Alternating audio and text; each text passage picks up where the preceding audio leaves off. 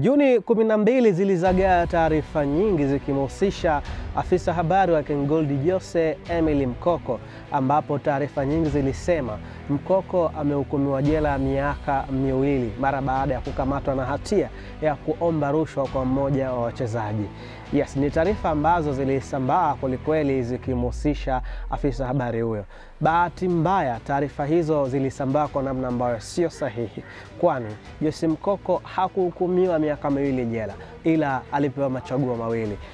Mahakama ya hakimu mkazi wa Kisutu ilimpa machaguo mawili: kwenda jela au kulipa faini ya shilingi milioni 1. Sasa niko hapa kukuambia kuwa vyombo vingi vya habari vilimkosea Jose Mkoko, kwani vilisambaza taarifa ambayo haikuwa ukweli. Kama malengo yalikuwa ni kuiambia jamii juu ya kile ambacho mahakama iliamua, basi walipaswa kusema kile ambacho mahakama ilisema, lakini wengi waliandika kitu ambacho sio sahihi. Hiyo kitaalam tunaita defamation.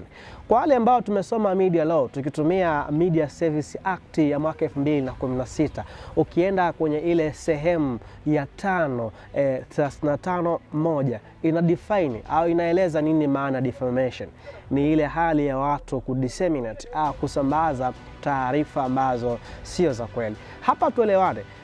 Yuko yule ambaye atasema kwamba ni kweli Jose Mkoko alichukua rushwa na alikutwa na hatia, lakini ukweli ambao ulipaswa kusemwa ni kuwa Jose Mkoko amehukumiwa kifungo jela cha miaka 2 au kulipa fidia. Hicho ndicho ambacho kilipaswa kuandika.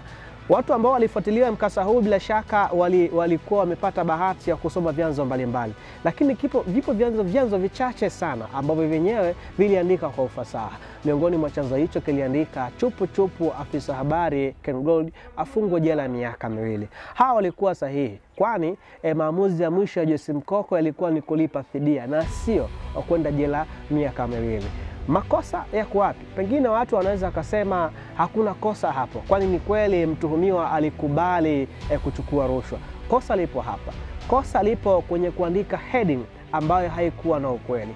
Kimsingi Jose Mkoko alikubali kulipa fidia ya milioni 1 na sio kwenda jela miaka 2.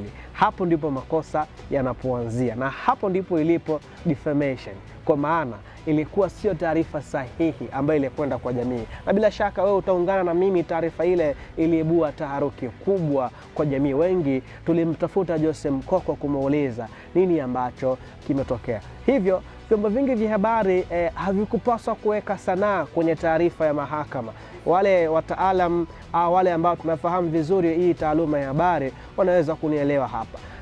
Taarifa inayohusisha mahakama huwa haifanyiwi sanaa, bali inaripotiwa kama ilivyo. Makosa mengi ya media nyingi zile yaliyofanya ni kuiwekea sanaa kwa sababu ya kutafuta tension. Hapo ndipo ambapo tunasema defamation ilifanyika. Yes, katika sehemu hii ya kwanza nimekuonyesha namna gani baadhi ya vyombo vya habari vilimkosea Jose Emily Mkoko ambaye ni afisa habari wa KenGold. Katika sehemu inayofuata ambayo ni sehemu ya pili, nitakuonyesha madhara ambayo aliyapata au ameyapata au atayapata kwa siku za usoni bwana Jose Emily Mkoko. Mimi ni Kiepo Benedicto na hii ni FJ TV.